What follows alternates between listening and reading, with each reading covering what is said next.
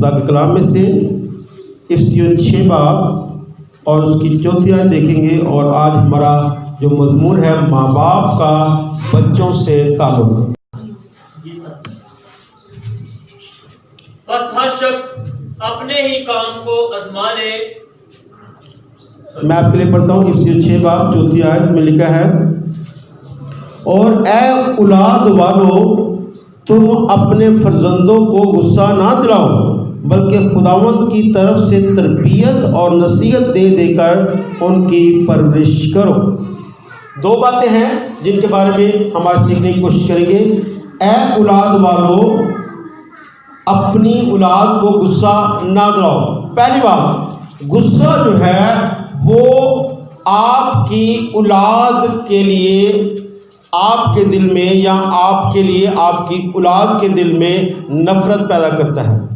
جب آپ اپنے بچوں کو غصہ دلاتے ہیں تو وہ آپ سے بدظن ہو جاتے ہیں، اور وہ شخص، کیونکہ بچے جو ہے جیسے ان کی تربیت ہوتی ہے، جیسے جیسے وہ بالغ ہوتے ہیں وہ اپنے ماں اور باپ کی محبت اور شفقت کو دیکھنا چاہتے ہیں، لیکن اگر ہم بار بار کسی نہ کسی طریقے سے ان کا غصہ دلانے کی کوشش کرتے ہیں تو ایک وقت آتا ہے وہ ہم سے بدظن ہو جاتے ہیں، اور کبھی کبھار وہ کچھ ایسے ہاتھوں میں چلے جاتے ہیں جہاں پر ابلیس جو ہے وہ انہیں ورگلا لیتا ہے۔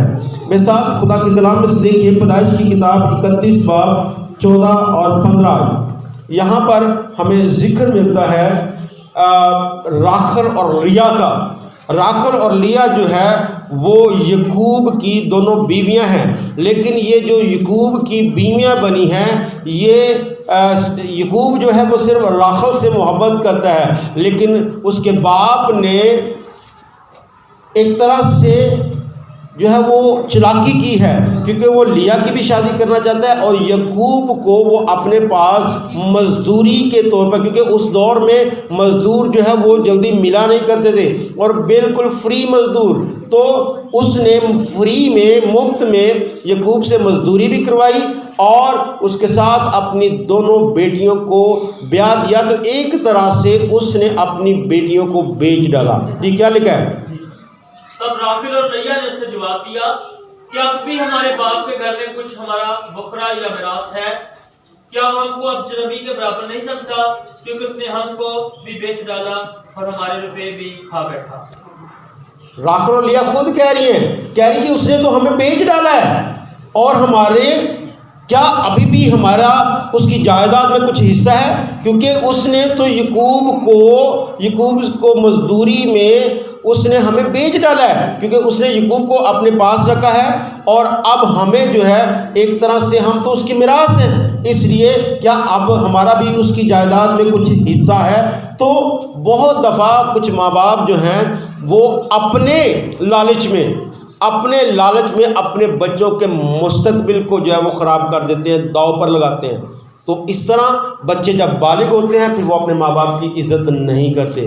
اس لیے اے اولاد والو، اپنے بچوں کو غصہ نہ دلاؤ، اپنے منافع کے لیے، اپنے پروفٹ کے لیے، اپنے لالچ کے لیے کہ آج میرے پاس یہ نہیں ہے، آج میرے پاس نہیں ہے، اپنے بچوں کے مستقبل کو کبھی داؤ پر نہ لگاؤ۔ بہت سارے لوگ ہیں جو اپنی ضروریات کے لیے مجھے یہ کرنا ہے، مجھے بائک بھی لینی ہے، کار بھی لینی ہے، گھر بھی بنانا ہے، اپنے بچوں کو پڑھاتے نہیں ہیں، تو وہ اپنے بچوں کے مستقبل کو داؤ پر لگاتے ہیں اور اپنا حال جو ہے وہ درست کر لیتے ہیں۔ تو بائبل یہ فرماتی ہے کہ اس طرح سے ہم اپنے بچوں کو غصہ دلانے کا وسیلہ بنتے ہیں، ایک طرح سے ہم اپنے بچوں کے مستقبل کو بیچ ڈالتے ہیں۔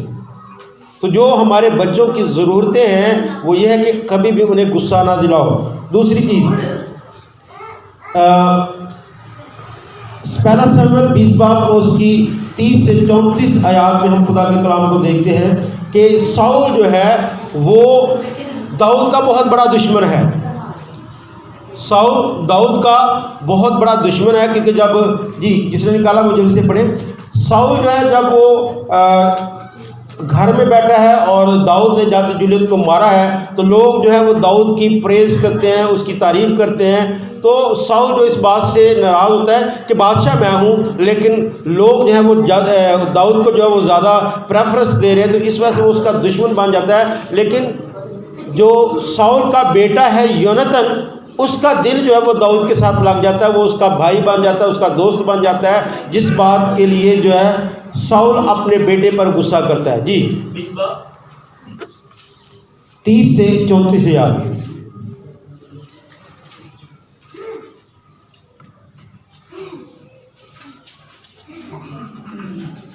تب ساؤل کا غصہ یونتن پر بھڑکا اور اس نے اس سے کہا، اے کج رفتار چنڈالن کے بیٹے، کیا میں نہیں جانتا کہ تو نے اپنی شرمندگی اور اپنی ماں کی بہرنگی کی شرمندگی کے لیے یسی کے بیٹے کو چن لیا ہے؟ کیونکہ جب تک یسی کا یہ بیٹا روئے زمین پر زندہ ہے، نہ تو تجھ کو قیام ہوگا نہ تیری سلطنت کو، اس لیے ابھی لوگ بھیج کر اسے میرے پاس بلا، کیونکہ اس کا مرنا ضرور ہے۔ تب یونتن نے اپنے باپ ساؤل کو جواب دیا، وہ کیوں مارا جائے؟ اس نے کیا کیا ہے؟ تب ساؤل نے بالا پھینکا کہ اسے مارے۔ اس سے یونتن جان گیا کہ اس کے باپ نے داؤد کے قتل کا پورا ارادہ کیا ہے۔ سو یونتن بڑے غصہ میں دسترخوان پر سے اٹھ گیا اور مہینہ کے اس دوسرے دن کچھ کھانا نہ کھایا۔ آمین۔ ہوتا کیا ہے کہ بعض اوقات ہماری کسی شخص سے دشمنی ہے یا ناراضگی ہے، خواتین کی ہے، مردوں کی ہے، کسی کی بھی ہے، تو اس کا اثر جو ہے وہ ہم اپنی اولاد پر بھی ڈالتے ہیں۔ میرے بھائی کے ساتھ میری ناراضگی ہے یا میری بھابھی کے ساتھ، میرے کسی رشتہ دار کے ساتھ، تو ہم سختی سے منع کر دیتے ہیں، ابھی خبردار تو کہنا لگ جاتے ہیں۔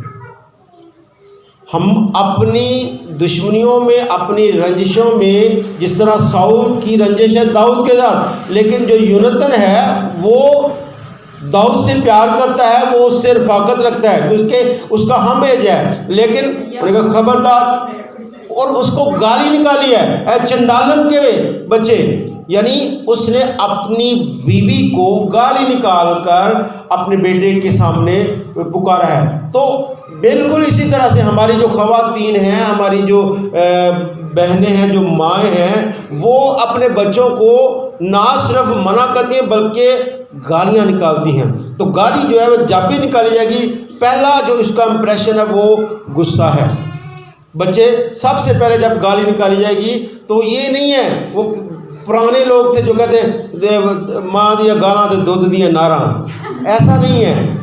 گالی گالی ہے اور گالی لعنت ہے، گالی کرس ہے، لعنت ہے۔ جب آپ اپنے منہ سے بچوں کے لیے گالی نکالتے ہیں تو یہ مت سوچیں کہ آپ کوئی اچھا کام کر رہے ہیں۔